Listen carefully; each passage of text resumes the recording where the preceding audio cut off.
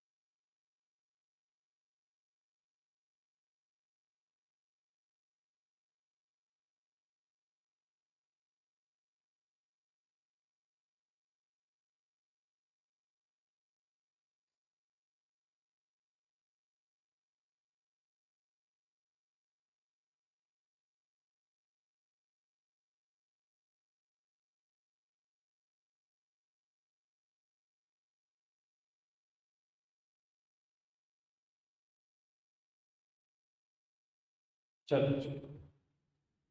तो वो महात्मा गांधी जी ने क्यों कहा है ऐसा कि अगर इंडिया को डेवलप देखना चाहते हो तो रूरल डेवलपमेंट सबसे इंपॉर्टेंट है? बेटा कह रहा है आज भी इंडिया की 2/3 पॉपुलेशन, 2/3 तो नहीं कह रहा, वो थोड़ी सी और कम कर लो, अभी भी बेटा काफी पॉपुलेशन रूरल एरिया में रिसाइड कर रही है। अब ये समझ लो, मोटे मोटे समझ लो 55 to 60% के बीच में पॉपुलेशन अभी भी रूरल एरिया में है। ठीक है ना, जिसका 1/4 अभी भी बेटा बहुत बड़ी पॉवर्टी में गुजार रहे हैं। बीपीएल पॉपुलेशन है, बिलो पॉवर्टी लाइन पॉपुलेशन। 60% में अगर रफली पकड़ कर चलो, उसका 1/4 यानी कि 15% of the rural rural population is living below the poverty line. तो बेटा अगर देश डेवलप्ड देखना चाहते हो ना, बिना रूरल डेवलपमेंट के हो ही नहीं सकता। ठीक बात है, बिल्कुल ठीक बात है। पढ़ते हैं रूरल डेवलपमेंट से मतलब क्या है। चलो जी, पहला टॉपिक ही यही है, व्हाट इज रूरल डेवलपमेंट, पढ़ना जरा।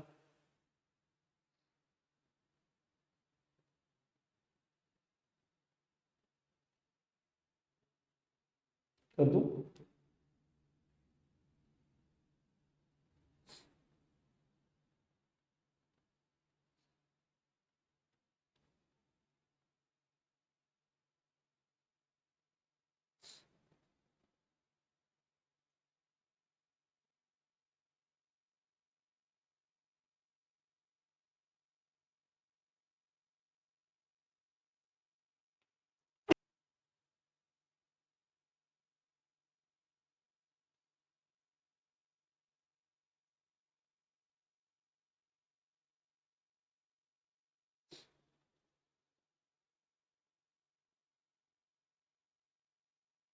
इतना ही पढ़ लेगा एक बार यहाँ तो।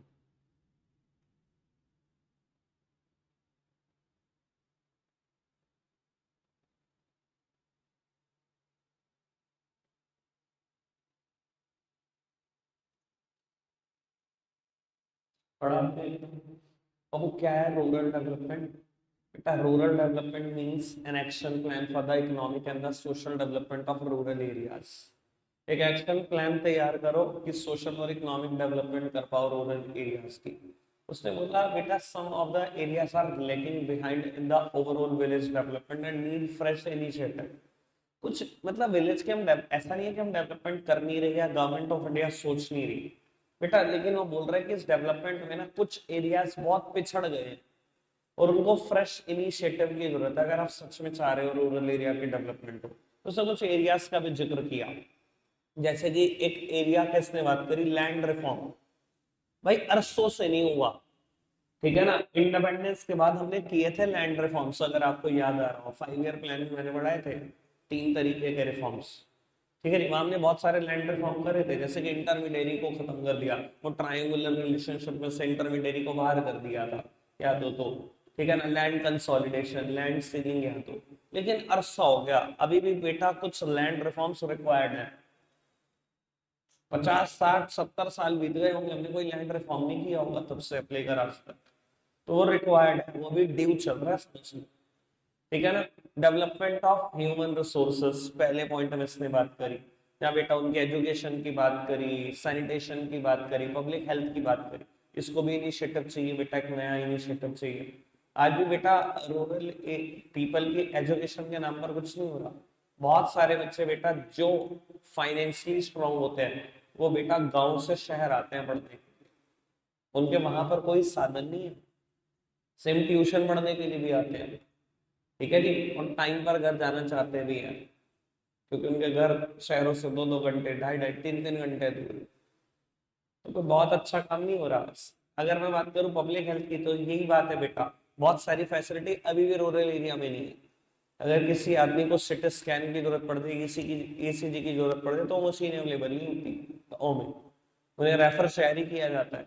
2 2 2.5 3 3 घंटे का सफर करके आते हैं सिर्फ एक टेस्ट कराने के लिए। ठीक है जी, प्रॉपरली बस एक फर्स्ट एड मिल पाती है, तो ढंग का ट्रीटमेंट नहीं मिल पाता। तो बेटा ये एरिया काफी पीछे छूट गए हैं। इंफ्रा की बात करें तो इलेक्ट्रिसिटी, सैनिटेशन, कहीं ना कहीं बेटा कुछ एरियाज और पीछे छूट गए। ठीक है जी, वैसे मैं बता देता हूँ, मेनली मैं इस चैप्टर में 2 चीजों की बात करूंगा। एरियाज तो इसने बहुत सारे बताए, एक दो एरिया जिसके ऊपर ज्यादा डिटेल्ड चर्चा है वो क्या है, मैं अभी आपको आइडिया दे देता हूँ। एक सेकेंड, यहाँ पर लिखा है बेटा इंफ्रा में क्रेडिट और मार्केटिंग, दो ही टॉपिक है बेटा इस पूरे चैप्टर में। एक रूरल क्रेडिट, एक रूरल मार्केटिंग, जो डिस्कस्ड है, बाकी कोई प्रॉब्लम डिस्कस नहीं। ठीक है जी, समझ में आती है बात, किन एरिया को फ्रेश इनिशिएटिव की जरूरत है, आपने सबने पढ़ लिया। अब एक वही टॉपिक स्टार्ट कर लेते हैं बेटा, जो मेरे कोर्स का पार्ट है, रूरल क्रेडिट पर आ रहा हूँ मैं सीधा। ठीक है जी बाबू, बाकी बातें इस पैराग्राफ में जितनी लिखी थी कुछ काम की नहीं लगी मुझे, इसलिए मैंने सब इग्नोर करा दिया। पढ़ते हैं जी, credit and marketing in the rural area. पहली प्रॉब्लम डिस्कस करते हैं क्रेडिट की, कि क्या दिक्कत आ रही है, कैसे गवर्नमेंट इस दिक्कत के साथ कोप अप कर रही है। पढ़ना जी फटाफट से।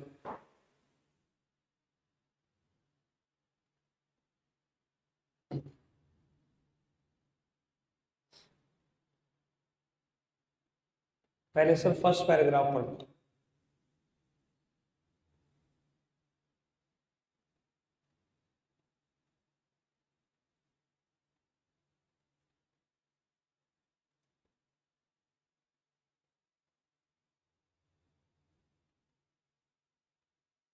फर्स्ट पैराग्राफ ना, आगे बढ़े।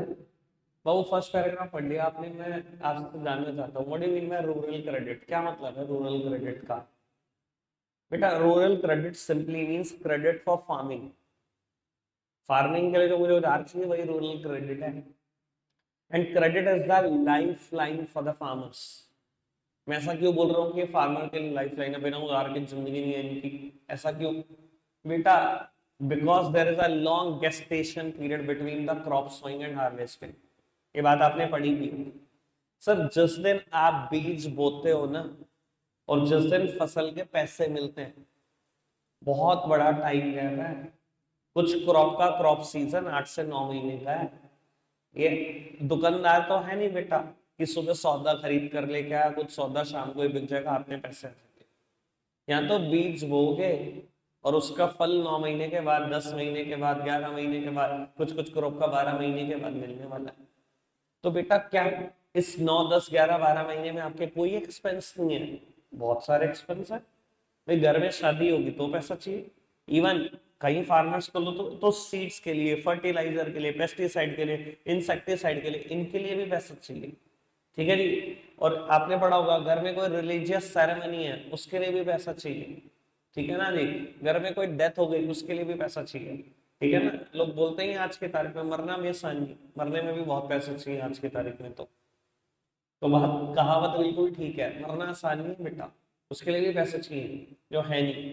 इसलिए बोला गया क्रेडिट तो लाइफ लाइन है, क्रेडिट के बिना तो फार्मर्स है ही नहीं। पैराग्राफ समझ में आया? फर्स्ट सिंपल है टॉपिक, ठीक है जी। पूरे रूरल डेवलपमेंट में दो चीजों की बात करके हम खत्म कर देंगे, ठीक है जी।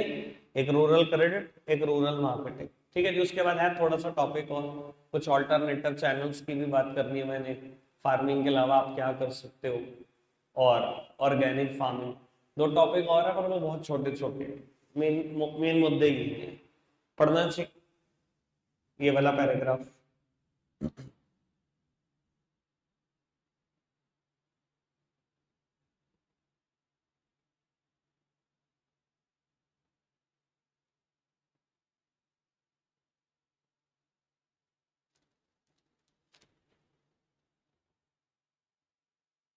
आगे लो जी।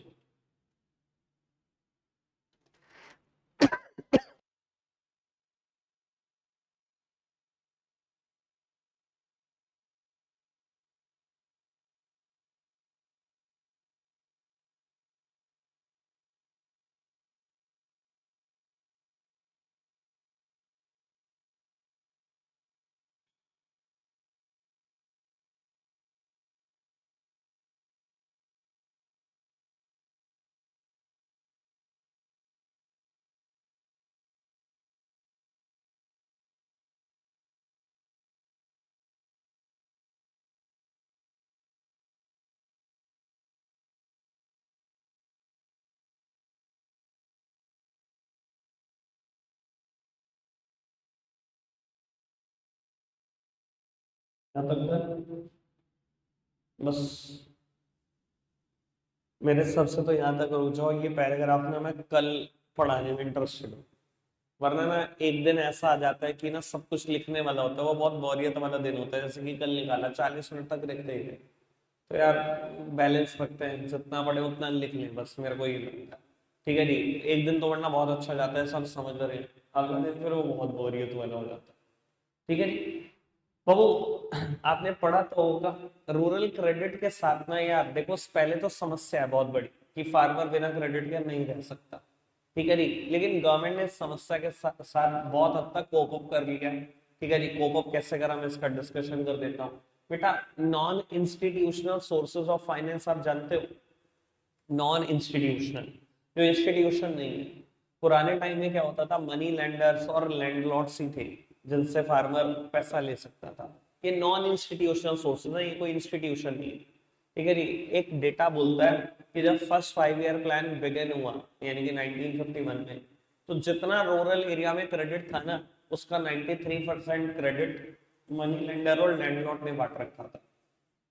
और आप समझ सकते हो बेटा, इनका काम क्या है, मेरा एक्सप्लॉइटेशन। सिर्फ फार्मर को एक्सप्लॉइट करो। ब्याज पता है कितनी महंगी है इनकी, जरूरत के हिसाब से है, जैसा काल वैसा थप्पड़। ठीक है जी। आपकी बहुत जरूरत है, बहुत ज्यादा इमरजेंसी, आपके घर में कोई पेशेंट पड़ा है हॉस्पिटल में, इनकी ब्याज है 10% महीने की। 10 महीनों में पैसा डबल कर देते हैं। जितना बैंक पूरे साल में नहीं लेता ना ब्याज, उतनी एक महीने में ले लेते हैं। ठीक है जी। पुरानी मूवीज में भी ऐसा होता था, हम देखते थे बेटा, यही दिखाया होता था कि मनी लेंडर और लैंडलॉर्ड क्या करते हैं। ठीक है जी। बाबू, और 93% इन्होंने फाइनेंसेस दे रखे थे। अब गवर्नमेंट ऑफ इंडिया के लिए तो बहुत बड़ी परेशानी। देखो, अगर सिटीजन्स का वेलफेयर नहीं हो रहा तो गवर्नमेंट ऑफ इंडिया के लिए बहुत ही मतलब शर्म की बात है। गवर्नमेंट ऑफ इंडिया किसके लिए काम कर रही है? वेलफेयर ऑफ सिटीजन के लिए तो काम कर रही है। गवर्नमेंट ने डिसाइड करा कि हम इंस्टीट्यूशन एस्टैब्लिश करेंगे। बेटा, इंस्टीट्यूशन का मतलब क्या है?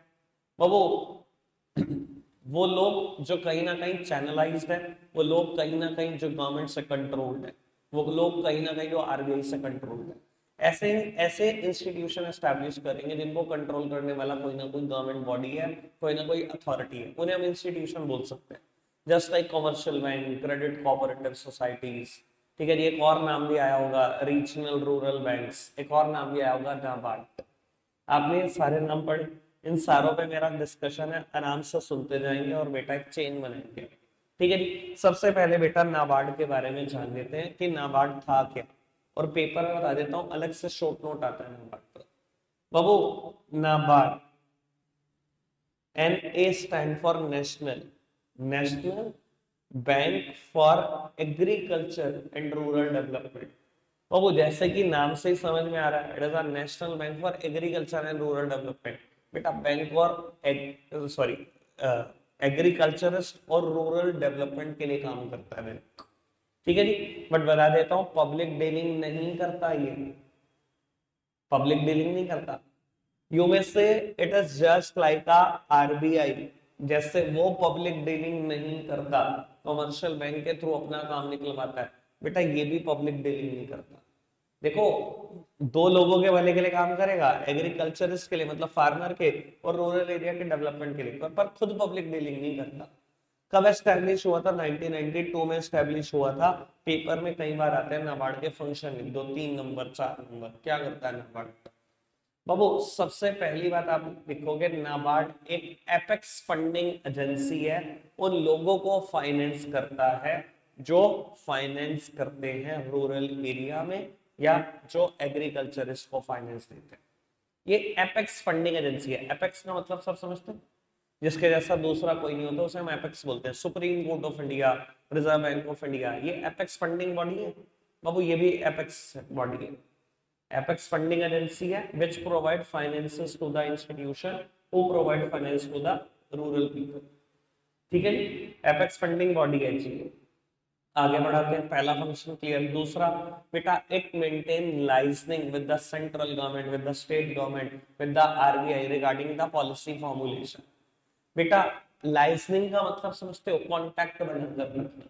ये कॉन्टैक्ट बनाकर रखता है आरबीआई के साथ भी, सेंट्रल गवर्नमेंट और स्टेट गवर्नमेंट के साथ भी। ऐसा क्यों? बेटा सेंट्रल गवर्नमेंट या स्टेट गवर्नमेंट कई बार अपनी कोई पॉलिसी फॉर्मुलेट करते हैं तो इनको इन्वॉल्व कर लेते हैं, या अगर उन्होंने कोई पॉलिसी फॉर्मुलेट करी, जैसे मोदी जी ने कह दिया हम किसानों को 2,000 रुपए महीना देना चाहते हैं। सर अगर आरबीआई का कोई पर्सन बैठा ही नहीं होगा इन्वॉल्व, तो कहां से आएगा आपके पास डेटा किसानों का? उनका बैंक अकाउंट नंबर कहां से आएगा? कैसे फंड ट्रांसफर करेगी गवर्नमेंट ऑफ इंडिया? तो बैठे भी तो होने चाहिए। और ऑब्वियसली अगर आप समझ सकते हो बेटा, फार्मर के अकाउंट में 2-2 हजार रुपए जाने हैं यार, इसका रोल कितना बड़ा होगा। ये काम ही एग्रीकल्चरिस्ट के लिए करता है, इसके पास सारा डेटा मिल जाएगा आपको। समझ में आ रही है बात? दो बातें, एपेक्स फंडिंग बॉडी है, उन इंस्टीट्यूशन को फाइनेंस करती है जो रूरल एरिया में फाइनेंस करते हैं। दूसरा, इट मेंटेन लाइजनिंग, लाइजनिंग मतलब कॉन्टैक्ट बनाकर रखता है with the central government, with the state government, with the RBI regarding the policy formulation. कोई दिक्कत, कोई परेशानी तो नहीं? दोनों बातें समझ में? तीसरी बात बोलो बेटा, ये हर वो मेजर ले रहा है कि ये इंप्रूव कर सके क्रेडिट डिलीवरी सिस्टम। यार कई बार आपने बहुत लोगों को कहते सुना होगा ना कि हम लोन लेने गए, यार हमें लोन नहीं मिला। क्यों, ऐसी क्या दिक्कत है? या ब्रांच मैनेजर ने रिश्वत मांगी? कहीं ना कहीं बेटा हमारे सिस्टम में लूपहोल है ना, कि जिनको रिक्वायर्ड होता है उनको लोन नहीं मिलता। वैसे तो गवर्नमेंट ऑफ इंडिया की बहुत सारी स्कीम है, पर बेटा आपने लोगों के मुंह से सुना ही होगा कि स्कीम पहुंचते कहाँ है आम लोगों तक। जो बड़े लोग हैं, जो धन्ना सेठ हैं, वो रिश्वतें देके अपने नाम पर लोन करा लेते हैं, बड़ी बड़ी स्कीमों का फायदा उठा लेते हैं, आम आदमी तक लोन नहीं पहुंच पाता। तो बाबू ये कह रहा है कि इसका तीसरा फंक्शन यही है कि क्रेडिट डिलीवरी सिस्टम को इंप्रूव करे, कि जिनको रिक्वायर्ड है उनको क्रेडिट मिल जाए, उनको लोन मिल जाए। ठीक है जी। चौथी बात बेटा, ये उन प्रोजेक्ट्स को जरूर मॉनिटर करता है जिनको रीफाइनेंस मिले होते हैं। रीफाइनेंस समझते हो? एक बार भी लोन मिल गया, दूसरी बार भी मिल गया, तीसरी बार भी मिल गया, 3-3 4-4 बार लोन लेके बैठे थे। बाबू ऐसे प्रोजेक्ट को ये मॉनिटर करता है कि ऐसे लोग, कई लोग फ्रॉड तो नहीं है कि 2-3-4 बैंकों से अलग अलग फाइनेंस करा रखे हैं, भाग तो नहीं जाएंगे। तो ऐसे प्रोजेक्ट को ये पर्सनली मॉनिटर भी करता है। चार मेन फंक्शन है, मैंने सबसे इजी फंक्शन ढूंढे। क्या है? एपेक्स फंडिंग एजेंसी उन इंस्टीट्यूशन को फाइनेंस करती है जो रूरल एरिया में फाइनेंस करते हैं। लाइसेंस मेंटेन करना with the central government, with the state government, with the RBI regarding policy formulation. Take the adequate measure to improve the credit delivery system. जो भी पॉसिबल मेजर है वो ले रहा है ताकि क्रेडिट डिलीवरी सिस्टम को इंप्रूव करे। और बेटा, to undertake the monitoring of such project which are refinanced by the bank. बाबू जिन भी प्रोजेक्ट्स में रीफाइनेंसर्स मिले हुए हैं किसी पर्सन को, एक बार भी लोन हुआ, 2 बार भी लोन हुआ, 3 बार भी लोन हुआ, 4 बार भी लोन हुआ, तो ऐसे बंदों पे थोड़ा शक ज्यादा रहता है कि फ्रॉड ना कर दें, बैंकों का पैसा लेके ना फरार हो जाए। तो बेटा उन प्रोजेक्ट्स को ये मॉनिटर करता रहता है। समझ में आएगा? ठीक है। तो वो पब्लिक को डायरेक्ट लोन नहीं देगा, ये तो समझ में आ गया, पर उन इंस्टीट्यूशन को तो लोन देगा जो रूरल एरिया में लोन देते हैं। यानी कि सुनना और समझना। बेटा मैं एक टेबल बनाने की कोशिश करूंगा, कोशिश करना अच्छा से समझ सको। बेटा एक इंस्टीट्यूशन है credit cooperative society, credit cooperative society एक इंस्टीट्यूशन है, कॉमर्शियल बैंक, कॉमर्शियल बैंक। और बेटा एक इंस्टीट्यूशन है रीजनल रूरल बैंक्स। ऑल्दो मैंने इन तीनों की बात की हुई है कभी ना कभी चैप्टर नंबर 2 में, 5 ईयर प्लान में, फिर भी दोबारा बात कर बाबू। यानी कि नाबार्ड इन तीनों को लोन दे सकता है। नाबार्ड उन्हीं इंस्टीट्यूशन को तो लोन देता है जो रूरल एरिया में लोन देते हैं, इन तीनों को लोन दे सकता है। अब तीनों के बारे में थोड़ा थोड़ा जान लो। वैसे कॉमर्शियल बैंक के बारे में तो आप अच्छे से बहुत कुछ जानते हैं। मैं एक बार कॉमर्शियल बैंक और रीजनल रूरल बैंक को कंपेयर कर देता हूँ बाबू। देखो कॉमर्शियल बैंक की एक फुल फ्लेज ब्रांच सेटअप करना बहुत पैसा इन्वॉल्व हो जाता है। मैं कहता हूँ आप किसी गली मोहल्ले की ब्रांच देख लो। अब मैं कहता हूँ रेजिडेंशियल इलाका है वेस्टर्न, कितने सारे बैंक आते जा रहे हैं। पहले पीएनबी था, एचडीएफसी आया, आईसीआईसीआई बैंक की फिटिंग चल रही है। देख ही रहे होंगे आप कंपनी गार्डन के आसपास निकलते हुए, कहीं ना कहीं बोर्ड लग चुका है ऐसे ऐसे बैंक का। आप मेरे को एक बात बताओ, रेंट कितना समझते हो, क्या रेंट होता होगा इतने स्पेस का? कॉस्ट करता है 1 लाख रुपए महीना, 1 लाख रुपए महीना। फिटिंग में कितना पैसा खर्च कर देंगे? कम से कम 10 पेटियां, 10 लाख रुपए। अब आप एक बात बताओ, अगर आप एक commercial bank, full fledged commercial bank setup करो किसी ऐसे रूरल एरिया में जहां की पॉपुलेशन 4-5 हजार लोग है, क्या फिजिबल होगा? क्या इतना कमा पाएगा बैंक जितना खर्चा करेगा?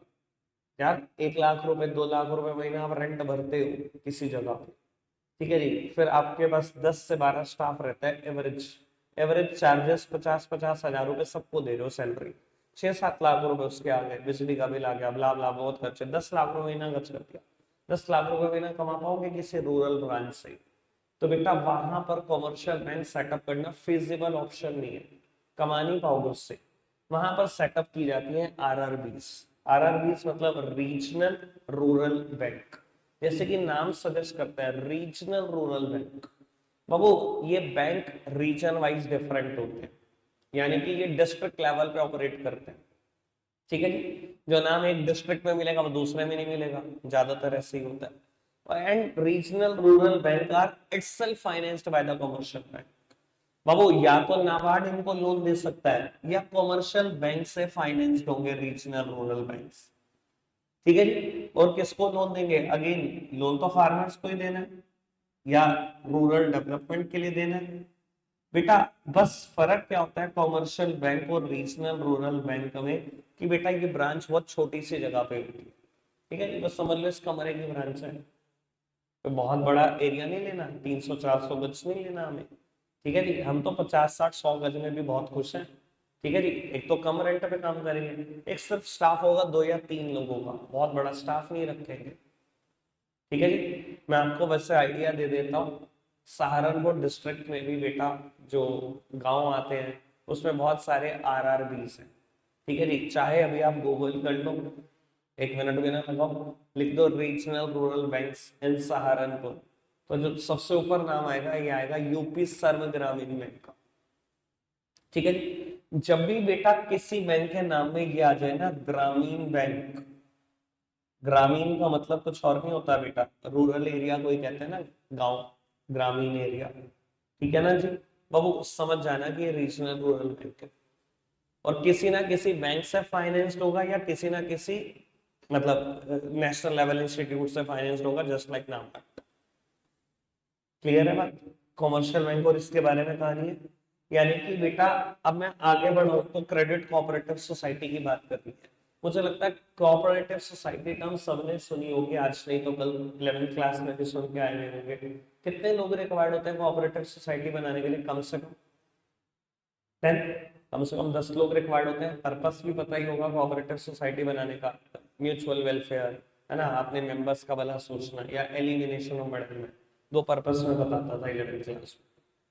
तो वो अब मैं कहता हूं आपने क्या किया, आप 10 बहुत बड़े बड़े फाइनेंसर, बहुत पैसा तुम्हारे पास, ठीक है जी। आपने बेटा आरबीआई से अप्रूवल ली बैंक एस्टेब्लिश करने की, और 10 लोगों ने, सबने 10-10 करोड़ रुपए डाल के, 100 करोड़ रुपए डाल के कोऑपरेटिव सोसाइटी शुरू कर दी लोन देने के लिए, क्रेडिट कोऑपरेटिव सोसाइटी। ठीक है। अगर अपने ही मेंबर को लोन चाहिए तो इजी रेट पर देंगे, अपने ही किसी मेंबर को लोन चाहिए तो बहुत सिंपल रखेंगे, क्योंकि हमारा एम क्या है, म्यूचुअल वेलफेयर ऑफ मेंबर। ठीक है जी। कितना इंटरेस्ट, बहुत सस्ता, 6% साल का, आधा परसेंट महीने का, कोई बहुत बड़ा चार्ज नहीं। लेकिन बेटा अगर सोसाइटी के किसी मेंबर को चाहिए तो वहां से कमा भी लेंगे। ठीक है जी। कोई दिक्कत, कोई परेशानी तो नहीं। मैंने एक एग्जांपल भी दिया हुआ है आपको, अगर आप 11th क्लास में थे तो, क्रेडिट कोऑपरेटिव सोसाइटी से ही, शिवालिक बैंक का। बेटा शिवालिक बैंक का पुराना नाम पता है क्या है? Shivalik mercantile cooperative bank. और आपके शहर का बैंक क्या है? आपके शहर के लोगों ने बनाया था। आरबीआई की नई गाइडलाइन आने के बाद शिवालिक मर्केंटाइल कोऑपरेटिव बैंक का नाम हो गया शिवालिक स्मॉल फाइनेंस बैंक। आप देखोगे हर जगह पे बोर्ड चेंज हो चुका है, पर वही कोऑपरेटिव बैंक ही है, यहाँ पर बेस्ट सूट करता है एग्जाम्पल। ठीक है जी। बेटा क्रेडिट कोऑपरेटिव सोसाइटीज फार्मर्स को डायरेक्टली लोन कर सकती है, लेकिन अगर कभी इनको भी लोन की जरूरत हो तो बेटा कॉमर्शियल बैंक इनको लोन कर सकता है, क्रेडिट कोऑपरेटिव सोसाइटी को। और उसके बाद ये फर्दर फार्मर्स को लोन कर सकती है या रूरल डेवलपमेंट के लिए लोन कर सकती है। कोई दिक्कत, कोई परेशानी तो नहीं?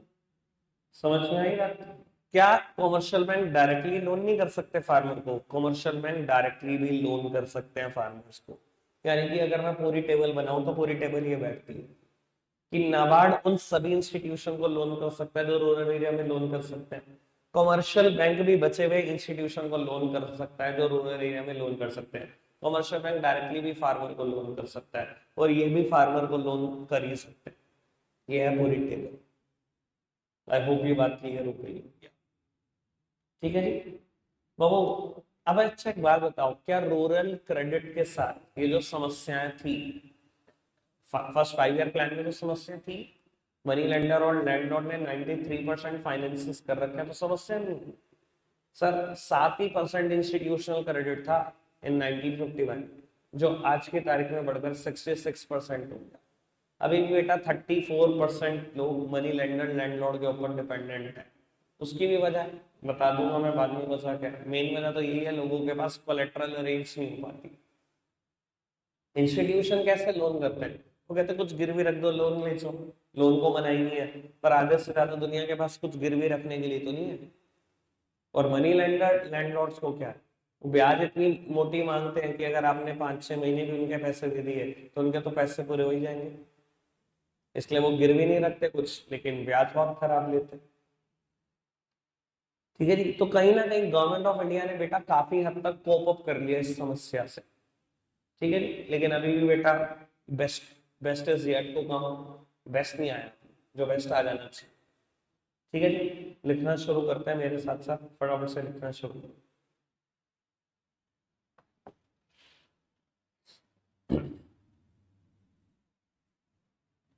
मेरे हिसाब से चैप्टर 8 है, वैसे बुक के हिसाब से चैप्टर 5 है।